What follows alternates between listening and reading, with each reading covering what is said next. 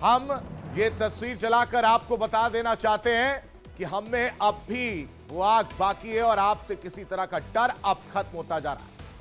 Khamenei एक बूढ़े शेर की तरह नजर आ रहे हैं क्योंकि उनके दोनों हाथ कुचल दिए गए।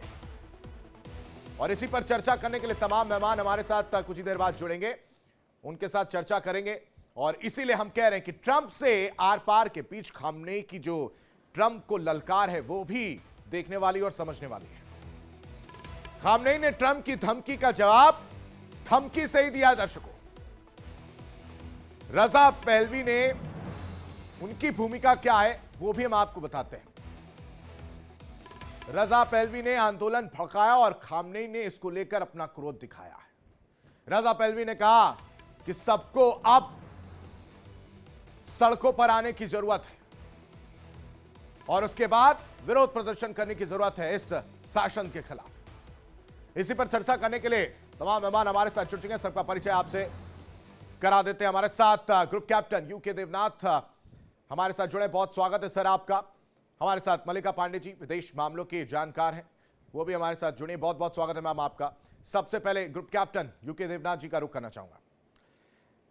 सर, एक वीडियो जो है बहुत वायरल हो रहा है, मैं इसी से इस चर्चा की शुरुआत करना चाहता हूं और समझना चाहता हूं कि वो कड़ा मैसेज, वो साफ मैसेज जो है इस महिला के द्वारा दिया जा रहा है। एक पोस्टर है, उसमें लाइटर से आग लगाई गई है, मुंह में सिगरेट है और उस पोस्टर से अपनी सिगरेट जलाई जा रही है।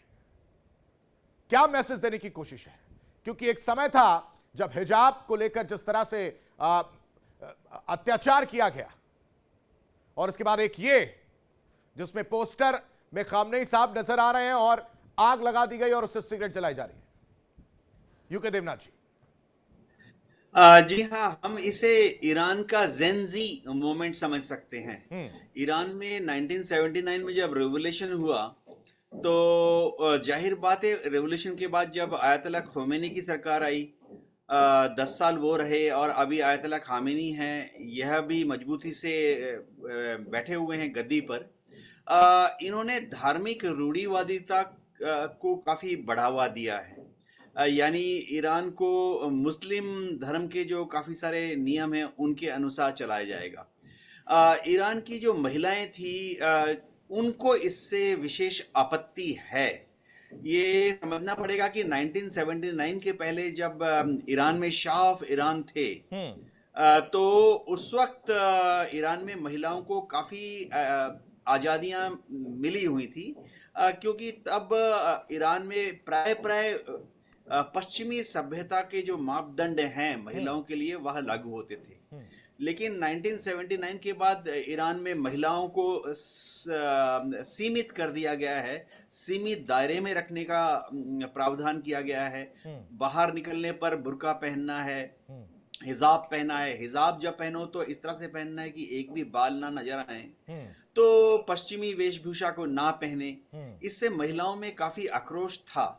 तो अब जो हो रहा है इसमें आप जो महिला को देख रही हैं कि विरोध कर रही हैं, आयतुल्लाह खामेनी की जो पोस्टर जला रहे हैं, खामेनी डेफिनेटली दिखाता है कि खामेनी के विरोध में है। सिगरेट पी रही हैं, डेफिनेटली महिला बहुत बहादुर है। सबसे पहले तो मैं इनकी तारीफ करना चाहता हूं। वो सिगरेट पी के दिखाना चाहती हैं कि महिलाएं आजाद हैं, ईरान आजाद होना चाहती हैं ईरान में, कि अब उनके जीवन पर सिर्फ उन्हीं का कंट्रोल होना चाहिए, सरकार का नहीं। लेकिन मैं आपको बताना चाहता हूं कि ईरान की जो धार्मिक पुलिस है, मोरल पुलिस है, वो बहुत सशक्त है और इस तरह के सभी डेविएशंस कर पाएगी क्या सर? अभी भी मोरल पुलिस वो चीजें, इन सब चीजों को कंट्रोल कर पाएगी क्या? मुझे तो नहीं लग रहा है, क्योंकि ये प्रदर्शन और ज्यादा बढ़ते जा रहे हैं सर। 100 से ज्यादा शहरों में प्रदर्शन देखने को मिल रहा है और करीब इस पूरे प्रदर्शन की अगर बात की जाए तो करीब 200 से ज्यादा लोगों की अब तक जो है संख्या अगर बात की जाए तो उनकी मौत की बात है। जी हाँ, आशीष, देखो, एडमिनिस्ट्रेटिव पॉइंट ऑफ व्यू से बात करूंगा। होता यह है कि अगर ये जो अभी जलसे हो रहे हैं, प्रदर्शन हो रहे हैं, इनको आस्ते आस्ते कंट्रोल में ले आते हैं और सिचुएशन आयतुल्लाह खामेनी के काबू में 15 दिन के बाद या 1 महीने के अंदर आ जाते हैं, तब क्या होगा कि ईरान की जो सीक्रेट पुलिस है हम्म। वो इन सब वीडियोस को निकालेगी हम्म। और इन सब प्रदर्शनकारियों को पुराने वीडियो से एक एक करके पहचानेगी और इनके घर तक पहुंच जाएगी। हम्म। ये मैं सोच रहा हूँ कि फरवरी के महीने में क्या होगा, मार्च के महीने में क्या होगा। हम्म। अगर इस प्रदर्शन को कंट्रोल में करने में सक्सेसफुल हो जाते हैं। हम्म। हाँ, जाहिर बात है कि अगर ये प्रदर्शन सक्सेस हैं हम्म। और ईरान में तख्ता पलट हो जाता है और एक नरम, मॉडरेट या मॉडर्न यानी पश्चिमी इन्फ्लुएंस वाली सरकार ठीक वहां है, पर स्थापित आऊंगा हो इस जाती इस है पर भी मैं एक जो सवाल पूछना चाहूंगा, लेकिन मल्लिका पांडे जी का रुख कर लेता हूं। मल्लिका जी, ये तस्वीर अपने आप में, मैं इस चर्चा की शुरुआत इसीलिए इस तस्वीर से करने की सोची है, क्योंकि जहां पर एक तस्वीर वो थी कि हिजाब ना पहनने पर किस तरह से पूरी कार्रवाई की गई, और अब तो नाराजगी, ये चिंगारी जो है वो बढ़ती हुई नजर आ रही है। कैसे देखें इस पूरी तस्वीर को, इस पूरे घटनाक्रम को? बिल्कुल आशीष जी, ये तस्वीर, जैसे यूके देवनाथ सर ने भी बोला, ये तस्वीर जेनजी की तस्वीर है हाँ। जो ओपनली अब वहां के रूल को चैलेंज कर रहे हैं। हम्म। अगर आशीष जी आप पहले देखें, जो आपने 2022 की एक घटना थी जिसमें एक हम्म। लड़की थी, उसको मॉरल गार्ड पुलिस ने अमीन करके हम्म। उसको इतनी बुरी तरीके से मारा कि वो वहीं कोलैप्स होके हम्म। उनकी उसी समय मृत्यु भी कोमा हो में गई। चली गई और थी मैम। उसके बाद हम्म। उस उसके बाद काफी सारे प्रोटेस्ट हमें देखने को मिले 2022 में, जिसमें 500 लोगों से ऊपर की मौत भी हो गई। बट फिर उसके बाद लोग बहुत ज्यादा आगे नहीं बढ़ पाए, उसमें प्रोटेस्ट आगे नहीं बढ़ पाए, और फिर से यही। बट इसमें एक चीज देखने लायक है, जो ये नए प्रोटेस्ट हो रहे हैं, अगर आप देखिए हम्म। तो इसमें ईरानी झंडा पिछले कुछ दिनों में लोगों ने जला दिया है। जो हम्म। सुलेमान है, उनके चीफ थे गार्ड ऑफ ईरान के, उनका स्टैचू तोड़ दिया गया है अभी हाल ही में। धार्मिक झंडे बेसिकली जलाए जलाए धार्मिक जा रहे हैं झंडे वहां पर, जलाए गए हैं और ईरान। अब शेर नुमा झंडे जो है वो देखने को मिल रहे हैं। बिल्कुल, सोलेमानी जो उनके उसमें इतने रेवर्ड थे, उनके आइकॉन थे हाँ। रेजिस्टेंस के, हम्म। इस्लामिक रेजिस्टेंस के, वो 1989 से गार्ड ऑफ पुलिस के चीफ भी थे। हम्म। उनका पुतला अभी परसों गिरा दिया है। तो अभी लोग क्या हो गए। और आप रियाल का भी देखिए आशीष जी, हम्म। एक ये भी इंटरेस्टिंग फैक्ट है जो मैं अभी पढ़ भी रही थी इस बारे में। हम्म। जब 1979 में इस्लामिक रेवोल्यूशन आया, हम्म। तो एक यूएस डॉलर जो था हम्म। वो 70 रियाल के बराबर था। और आज के टाइम में एक यूएस डॉलर 1.47 मिलियन रियाल के बराबर है। हम्म। तो आप डिफरेंस देखिए आशीष जी, कितना बड़ा हो गया। तो इकोनॉमिक क्राइसिस में है ठीक है, संजीव आज के श्रीवास्तव टाइम जी, में ईरान। क्या वजह रही इतने बड़े क्राइसिस की, वो भी जरा समझाइएगा। साथ ही साथ मल्लिका पांडे ने इसका भी जिक्र किया कि एक वो तस्वीर थी जो हम लोग जिक्र करें 2022 की। अब जरा इसके पुराने उस पे चीजों पे जाएं, तो ये जो चिंगारी लगी वो 2022 से ही शुरू हो गई थी सर। 2022 से वो शुरू हुई, और उसके बाद से वेनेजुला एक एग्जाम्पल बना। वेनेजुला इसलिए एग्जाम्पल बना कि वहां पर जब मादुरो को किडनैप कर लिया जाता है, उठा लिया जाता है, तो जो वहां पर लोग थे वो खुश नजर आ रहे थे, सड़कों पर बेहद उत्साहित नजर आ रहे थे। और दूसरी तरफ जब ईरान की बात करते हैं, ईरान के लोगों ने भी यही तो सोचा कि भाई साहब, जब वहां के लोग इस तरह के शासन के खिलाफ खुश नजर आ रहे हैं, तो हम क्यों नहीं हो सकते, हम क्यों नहीं आवाज बुलंद कर सकते। तो उन्होंने उस चिंगारी को याद किया, और वो चिंगारी कहीं ना कहीं एक मैसेज देने की जो कोशिश की गई थी सरकार की तरफ से, उस महिला को जिस तरह से प्रताड़ित किया गया और फिर उसकी मृत्यु हो गई, लेकिन वो उल्टी जो है भारी पड़ गई खामनेई सरकार पर ही। सर संजीव जी। ये देखिए, सबसे पहले आशीष जी, आपको, हमारे डिस्टिंग्विश्ड पैनलिस्ट को और दर्शकों को सुप्रभात, गुड मॉर्निंग। और ये जो आपने जो प्रश्न पूछा है, मैं स्पष्ट रूप से ये कहना चाहता हूं कि ईरान में 1979 के बाद जो इस्लामिक वहां पर शासन आया, इस्लामिक रिजीम आई, उस रिजीम के खिलाफ ईरान के अंदर समय समय पर विरोध प्रदर्शन होते रहे हैं। और 1979 के बाद से अनेकों बार वहां की महिलाओं ने अपने पूर्व शाह के शासन के समय की जो उनकी स्वतंत्रताएं थी, जो उनके अधिकार थे, जिस तरीके की वो ड्रेसेस पहनती थी और जो एक आज़ादी के साथ वो रहती थी, वो उन सारी स्थितियों को फिर से रिस्टोर करने के लिए ईरान की महिलाएं प्रदर्शन करती रही हैं। लेकिन उन प्रदर्शनकारियों पर पहले भी ईरान के ये जो इस्लामिक रिजीम को चलाने वाले जो भी वहां के रूलर्स हैं वो क्रैक डाउन करते रहे हैं। और इसमें कोई दो राय नहीं है कि ईरान में ये जो प्रदर्शन का जो सिलसिला है वो पहले से चलता रहा है। डेमोक्रेसी को लेकर के भी वहां पर प्रदर्शन होते रहे, लेकिन उन डेमोक्रेसी के मांग करने वाले जितने भी लीडर्स रहे उनको सप्रेस किया गया, उनको एलिमिनेट किया गया, उनको जेलों में डाला गया और उनकी हत्याएं की गई। ये भी ईरान के इतिहास का एक एग्जाम्पल रहा है। ऐसा नहीं है कि ईरान में कोई पहली बार या 2022 से ही आरंभ हुआ है, पहले भी ऐसा होता रहा है। लेकिन 2022 में महसा अमीनी नामक जो एक युवा ईरानी महिला थी, जिनको कि इनके ऊपर ईरान की एक जो तथाकथित मोरालिटी पुलिस, जो कि सारे अपने इमोरल कार्यों के लिए ही जानी जाती है, कुख्यात है, उसने महसा अमीनी को डिटेन किया और डिटेंशन में उनको प्रताड़ना दी, जिससे कि महसा अमीनी की मृत्यु हो गई। और आरोप सिर्फ इतना था कि आपने हिजाब ठीक तरीके से नहीं पहना है। और जाहिर है कि ये जो कट्टरता और इस तरीके की जो बर्बरता ईरान की महिलाओं के ऊपर जब महसा अमीनी के माध्यम से एक बार फिर से इस्लामिक रिजीम ने की, तो एक विद्रोह जो है फूट पड़ा और बहुत लंबे समय खामनेई तक साहब ने सोचा होगा कि इस तरह से प्रताड़ित कर कर एक मैसेज दे देंगे, कड़ा मैसेज जो है वो दिया जाएगा तो लोग डर जाएंगे। मेरा सवाल यही था सर कि वो डरे नहीं, वो धीरे धीरे चिंगारी जो बड़ी हो गई। और अब आप जो तस्वीर देखने को मिल रही है, खामनेई साहब की पोस्टर लेकर आग जलाकर सिगरेट जलाया जा रहा है। देखिए, जो महसा अमीनी को लेकर के जो प्रोटेस्ट हुए उसमें भी बड़ी संख्या में लोग मारे गए और वहां की इस्लामिक रिजीम ने इसको ब्रूटली क्रैक डाउन किया। कईयों को सार्वजनिक फांसी दी गई, गोली मारी गई, जेलों में डाला गया। और इस आंदोलन को भी महसा अमीनी के बाद, हत्या के बाद जो आंदोलन शुरू हुआ, उसको भी बहुत ही सख्त तरीके से ईरानियन रिजीम ने, इस्लामिक रिजीम ने उसको क्रैक डाउन किया। लेकिन अभी के आंदोलन में और पहले के आंदोलन में अंतर क्या है? अभी का जो आंदोलन हो रहा है, वहां की जो आर्थिक समस्याएं इतनी ज्यादा बढ़ चुकी हैं, मुद्रास्फीति की दर बहुत ही ज्यादा ऊपर जा चुकी है। 50% का आंकड़ा तो पहले ही पार कर गई थी, अब ये लगातार स्काई रॉकेटिंग कर रही है और रिटेल वस्तुओं के जो दाम बढ़ते जा रहे हैं। रियाल का जो अवमूल्यन डॉलर के मुकाबले बहुत ज्यादा हुआ है। ईरान जो पहले से ही हाईली सैंक्शनड इकोनॉमी है, उसके ऊपर अमेरिका के राष्ट्रपति डोनाल्ड ट्रंप ने एक मैक्सिमम प्रेशर कैंपेन फिर से इम्पोज कर दिया है। ईरान की इकोनॉमी को क्रिपल करने के जो एफर्ट्स हैं वो उसके न्यूक्लियर और बैलिस्टिक मिसाइल प्रोग्राम को लेकर के पहले से ही चल रहे हैं। 2018 में अमेरिका ईरानियन न्यूक्लियर डील से पहले ही बाहर आ चुका है और फिर से डोनाल्ड ट्रंप के निशाने पर ईरान की जो इस्लामिक रिजीम है। और एक बात मैं स्पष्ट रूप से कहना चाहता हूं कि ईरान हो, क्षमा चाहता हूं, यूनाइटेड स्टेट्स ऑफ अमेरिका हो या इजराइल हो, दोनों की सबसे बड़ी मंशा ईरान के संदर्भ में यही रहती है कि वो वहां की जो 1979 से चली आ रही इस्लामिक रिजीम को बदल दें। और जाहिर है कि वर्तमान समय के जो हालात दिख रहे हैं, ऐसे में मेरे आसान है क्या उस रिजीम को बदल देना?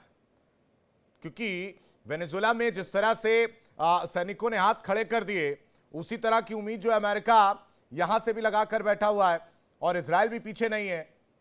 इजराइल भी साफ तौर से कह रहा है, वीडियो जारी किया गया जिसमें कहा जा रहा है कि आप लोग के साथ हम लोग खड़े हैं, संघर्ष जारी रखें। आशीष, देखो, वेनेजुएला में ऐसा हुआ जो कि अब आस्ते आस्ते नजर आ रहा है कि CIA ने पिछले 6 महीने लगातार बहुत ही मेहनत के साथ आस्ते आस्ते वेनेजुएला के जो टॉप राजनीतिक थे, कूटनीतिक थे, सिविल सर्विसेज के ऑफिसर्स थे और सुरक्षा तंत्र में आर्मी और पुलिस के ऑफिसर्स को अपनी तरफ मिला लिया था। क्या ईरान में अमेरिका की यह टूल किट काम करेगी? बहुत बड़ा प्रश्न चिन्ह है। ईरान की आर्मी 6 लाख संख्या है, मजबूत है, जमीनी युद्ध में एक्सपर्ट है। लेकिन इससे भी ज्यादा इंपॉर्टेंट फैक्टर ईरान में है कि एकदम उनकी 6 लाख की आर्मी के एकदम अलग IRGC है, Iranian revolutionary guard core. IRG जो है ये 1,75,000 संख्या है और इसके जो जवान हैं, JCOs हैं और जो अफसरान हैं वो केवल और केवल पॉलिटिकल आपको बीच में रोक रहा हूं, लेकिन यहाँ एक सवाल और मन में आ रहा है कि IRGC की तैनाती इस पूरे प्रदर्शन को और नहीं भड़का सकती क्या? ये भी तो एक सवाल है। हाँ, इसमें कोई शक नहीं है कि आईआरजीसी का एक बहुत बड़ा रोल है, वो है इंटरनल कंट्रोल। देखिए, जैसे ईरान की आर्मी है, वो उनके मिनिस्ट्री ऑफ डिफेंस के नीचे काम करती है, लेकिन जो आईआरजीसी है, वो ईरान के होम मिनिस्ट्री के नीचे काम करती है। तो आईआरजीसी जो है, इसमें उनको जब ज्वाइन कराते हैं, सिलेक्ट किया जाता है, तो उसका एक ही मापदंड होता है। मापदंड है ईरान की जो सुप्रीम लीडर हैं, आयतुल्लाह खामेनी पहले और अब आयतुल्लाह खामेनी अब, इनके प्रति पर्सनल वफादारी, यानी व्यक्तिगत लॉयल्टी जो है सबसे इंपॉर्टेंट फैक्टर है। इसी बेसिस पर इनको ज्वाइन कराया जाता है। और इनको जिन परिवारों से सिलेक्ट किया जाता है, वो परिवार भी बहुत इंपॉर्टेंट है। देखिए, ऐसा नहीं है कि कोई बहुत बड़ा रिटन टेस्ट होता है आईआरजीसी में अफसर बनने के लिए। ऐसा नहीं है कि कोई यूपीएससी जैसा एग्जाम इंटरव्यू होता है आईआरजीसी में अफसर बनने के लिए। नहीं, जो उनके बड़े बड़े परिवार हैं, खानदानी परिवार हैं, जो कि रूढ़िवादी परिवार हैं, उन बैकग्राउंड से इन अफसरान को और जवानों को सिलेक्ट किया जाता है। यानी ऐसे परिवार जो कि पीढ़ी दर पीढ़ी धार्मिक विचारों से या रूढ़िवादी विचारों से ओतप्रोत हैं, उन परिवारों से बच्चों को सिलेक्ट करके आईआरजीसी में जवान, जेसीओ और अफसर बनाया जाता है। ठीक है तो सर, तो क्या ये अमेरिका जो अभी आईआरजीसी के सिचुएशन अफसरों है, को तो ये जो सिचुएशन अभी है, जिस तरह की तस्वीर देखने को मिल रही है, क्या ये कंट्रोल कर लिया जाएगा? ये इतना आसान है क्या? इसका रास्ता इतना आसान है क्या? हाँ, ये इस बार जो है परिस्थिति अगली, पहले जब भी ईरान के अंदर प्रदर्शन हुए, इस बार मामला क्रिटिकल लेवल तक पहुंच चुका है। होता क्या है कि हमेशा किसी देश में जब सत्ता परिवर्तन होती है, उसमें अंदरूनी फैक्टर जो हैं वो 50% दायी होते हैं, जैसे कि बेरोजगारी, महंगाई, महिलाओं पर अत्याचार हम ईरान में देख रहे हैं। ये 50% तक दायी होते हैं। इस मामले पर अभी ऑलरेडी 50% में से आप समझिए 30%, 40% तक कामयाबी विरोधी पक्ष को हासिल हो चुकी है। लेकिन किसी देश में जब सत्ता परिवर्तन होता है तो 50% फैक्टर एक्सटर्नल फैक्टर होते हैं कि दूसरे देश क्या कर रहे हैं। क्या पश्चिमी देश भी, अमेरिका भी, इजराइल भी, सीआईए और मोसाद भी कोशिश कर रहे हैं कि सत्ता पलट हो जाए। इस मामले में अभी तक 50% में से मेरा आकलन है कि सीआईए मैं और कहीं पढ़ मोसाद रहा को था, करीबन सीआईए जो है वो एक रिपोर्ट जो है, शायद मैं कहीं पढ़ रहा था, सीआईए के ये कहना है कि जो प्रदर्शन हो रहे हैं वो हिसाब से प्रदर्शन नहीं है कि तख्ता पलट हो जाए, और उसके बावजूद भी अमेरिका ने शायद इस वजह से थोड़ा सा नरम रुख अपना लिया, ऐसा लग रहा है क्या?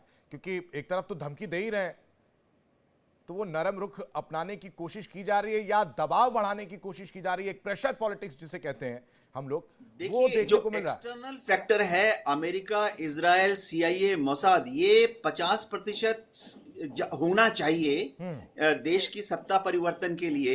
एक्सटर्नल फैक्टर्स की बात कर रहा हूं, तो करीबन 20% तक उसका मोमेंटम आ गया है। तो इंटरनल जो डिससेटिस्फेक्शन है, अंदरूनी जो प्रदर्शन हो रहे हैं, वो 30% लेवल तक पहुंच चुके हैं।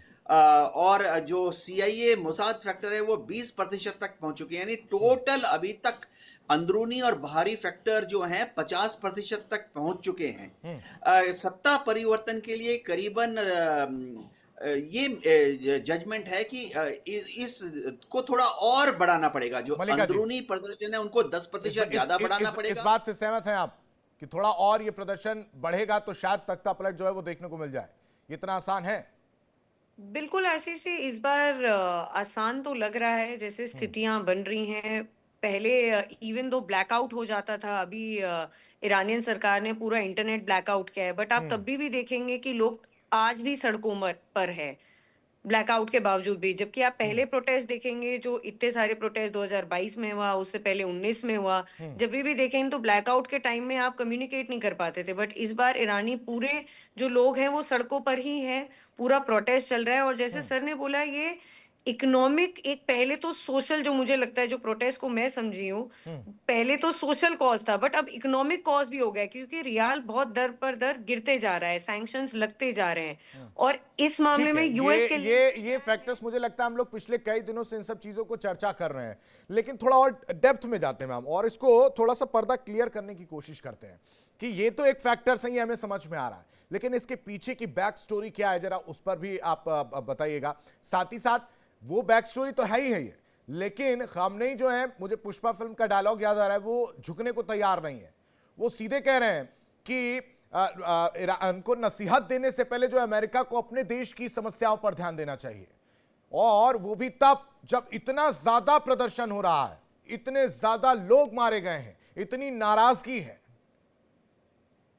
बिल्कुल आशीष जी, खामने एक ख्वाब में है, जो मुझे लग रहा है वो अमेरिका को पहले ब्लेम कर रहे हैं, बट उनको खुद ये अपने गिरमान में ये झांकने का समय आ चुका है, जब वो देखे कि उनके यहाँ की इकोनॉमी का क्या हो रहा है, उनके यहाँ के लोगों का क्या हो रहा है, उनके जो सपोर्टर्स हैं उन वो भी सड़क पे आ चुके हैं अभी, वो भी उनके खिलाफ बोल रहे हैं। तो ये ओवर द टाइम पीरियड हुआ है आशीष जी, जैसे आपने बोला कि मैंने जैसे पहले भी बताया कि 1979 में जो एक यूएस डॉलर की कीमत 70 रियाल थी, वो आज के टाइम में 1.47 मिलियन रियाल हो चुकी है, एक यूएस डॉलर। तो आप देखिए कितना गिर गया है। वहां पर लोगों को फूड सिक्योरिटी नहीं है, खाने के लिए नहीं है, जॉब क्राइसिस है, उनको ये नहीं पता कि कल का राशन उनका कहाँ से आने वाला है। बच्चों को मारा है गार्ड पुलिस ने, पिछली बार जो 2022 का किस्सा था उसमें बच्चे भी मरे हैं, इस बार भी बच्चे संजीव जी, मरे हैं। तो ये यही फैक्टर्स हैं, यही मेन फैक्टर्स हैं, या इसके पीछे कोई और इनसाइड स्टोरी है?